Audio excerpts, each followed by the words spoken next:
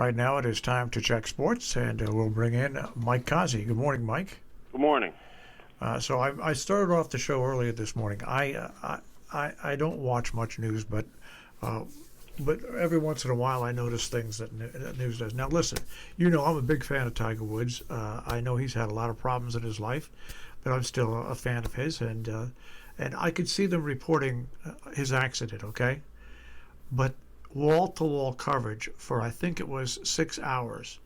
That was the only story that they were covering. Wow, that's funny because I couldn't find the news station carrying it when I heard about it. Oh, it was Mike. Maybe it's when I got home after. And you know what they did? They talked about it for hours with experts about automobile accidents, with this, with that. And the only video they had to show was them, the police, looking at the car, tagging everything, and finally removing the car. Yeah, it was very vague. But it just went on for hours, and they really had no information. No, one car accident at 7 o'clock in the morning, which is very fishy, and no skid marks on the road. But the whole thing was they didn't have any information. Report the story, and then wait till you get the information, and then come back and sketchy stuff, and just do another report. It was just like. I kept turning back from the Discovery Channel and from Netflix just to see if they were still on that same story, and indeed they were. Well, anyways, it's a lot of reporting, but a lot of reporting about nothing. Nothing. There was no information to report. The only information they had to report that they had accurate that Tiger Woods was in an accident and he was taken to the hospital. That was it. It's accurate if you believe it. I don't know what to believe. There's no evidence. There's nothing there. What happened? Yeah, anyways. It's a car it's turned over. So anyways, it was one of those. There's got to be other things going on in the world. There has to be other things going on in the world. There's nothing going on in the world. Every morning I go to school and I go drive to the gas station, it's 10 cents higher. There's nothing going on in the world. It's just crazy. It's just crazy. Gas gone up 75 cents in a month here. That's real good. Good job.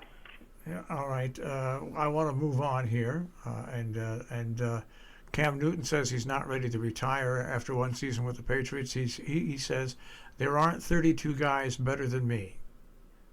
Well, want to bet? Yeah. According to NFL coaches, there are. He probably doesn't need a press agent. Him and Kaepernick should form a union. The We Suck as Quarterbacks union, and nobody wants to hire us. Yeah, but there's a difference between Kaepernick and there's a difference between this guy. As far as football playing goes, not much. No, as to the reason, as to who they are. I mean, one's a crybaby, one's not. Oh no, they're both crybabies. I don't think so. Cam Newton's not a crybaby? No, Cam Newton is. So's Kaepernick. I don't think so. Because he's been crying for the last 5 years. You might call it crying. I've been saying I'll call it fighting for what he believes in, whether or not you. But anyways. I believe in something. I believe he stinks. And I think that if you're not capable of doing a job, you don't get a job. And that's the reason why Kaepernick doesn't have a job. Kaepernick can believe anything he wants to. If he was a good quarterback, he'd have a job. I'd bet my last dime on that. He's not a good quarterback. He turned out to be just an average quarterback, and there's average at best. And the same thing about Cam Newton. Well, anyways, we'll just move on from them and go to better news, and that is, the Nets are playing some pretty good basketball. Are they? Yeah, they've won 7 straight. Wow. Yeah, they've won 7 straight. Didn't know that. Yeah, and they actually look pretty good. I mean, they came out of nowhere to do that, but they have. And in hockey, well, the Rangers are the Rangers. I mean, it's hard to follow. I don't know. I spoke to a friend of mine. My buddy was Mark Friedrich's roommate, and we're both big hockey fans going way, way back. And we both said the same thing at the same time and hadn't spoken to each other. Who are these people playing? It's not only the Rangers, it's the Devils, it's everybody. Every team had like marquee names that represented a team. You knew who they were. These guys haven't. There's nobody.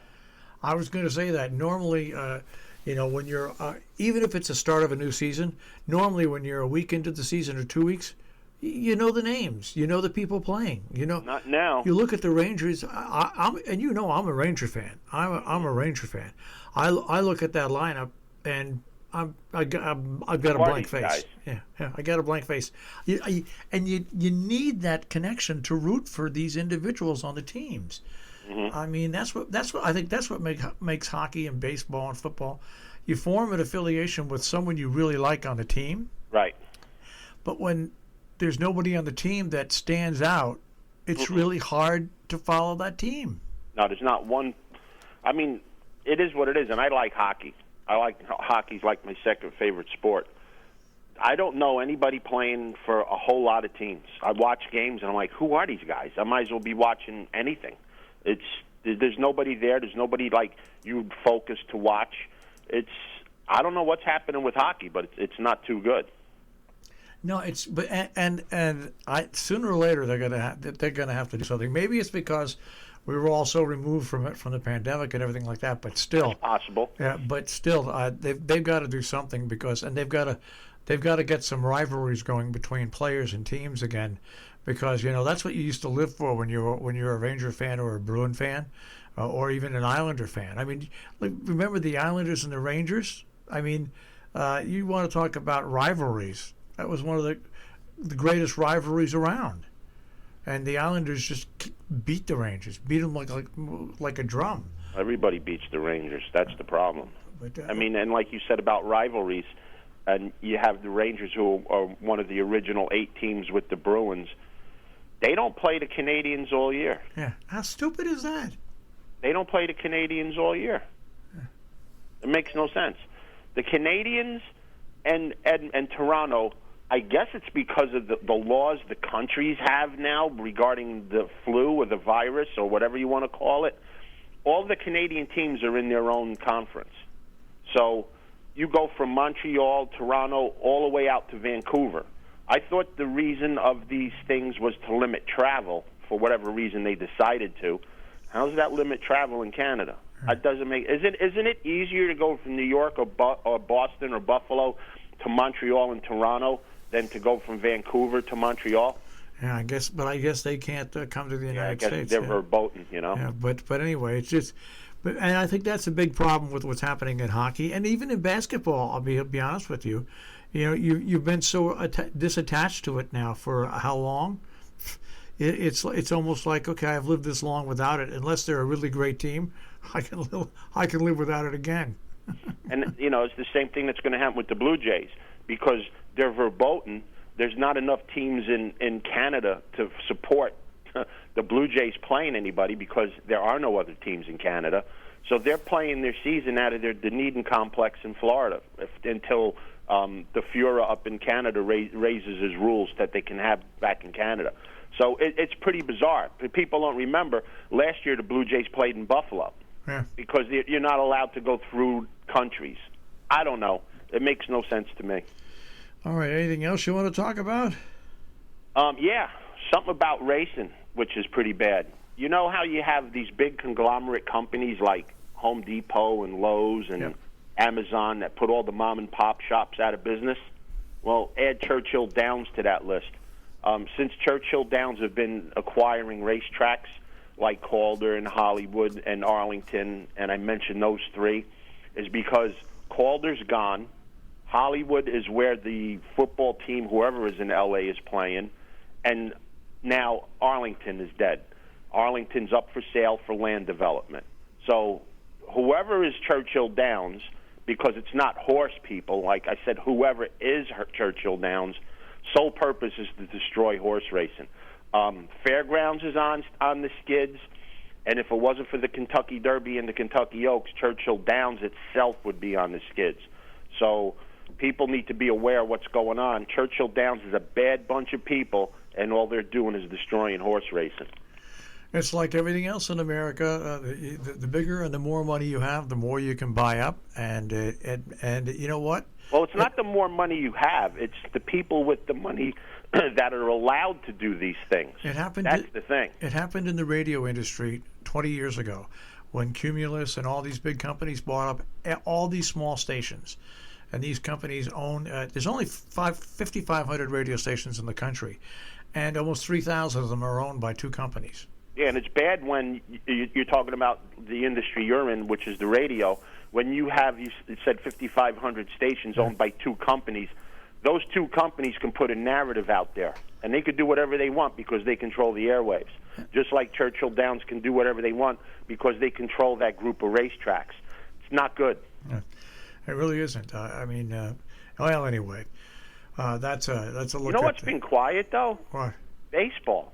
Yeah, real quiet. I mean, it started last week, and there's really nothing reportable going on yet. No, and they start playing, I think, this weekend. This weekend or the beginning of next week, they start games. So maybe there'll be something going on with that. But there's really no big stories coming out. The only thing that the stories are the over-unders, and the Dodgers are at 104 and the Yankees are at 95. Can you spell under for me? Yeah. I don't know. I guess, signing one guy put the Dodgers to immortality. And I don't know on the pitching staff for the Yankees who's going to win 95 games. And we'll find out. We'll find out. No, but I'm so glad baseball is back because now I have another outlet that I can watch, and it's. Oh, it was great. I was watching on. I had to pay for it. It cost $6 a month, and I hate to do it, but it's the only way I can see it. ESPN Plus, which kills me to give them guys money, but to watch college baseball. So I was watching Miami against Florida all weekend last weekend, and I got internet savvy fast because I had to. But I love the major. It's real good watching baseball, believe me. I love the Major League Baseball network. I think it's one of the best networks around. I just love it. So, all right, I guess I'll check with you later on this week. Yeah, we'll be back Friday. There's a lot of big stakes races at Gulfstream. I'll narrow it down for a few for us. All right, take care, Mike. Have a good day, guys. Mike Cozzi with the Check on Sports this morning here on the Breakfast Club.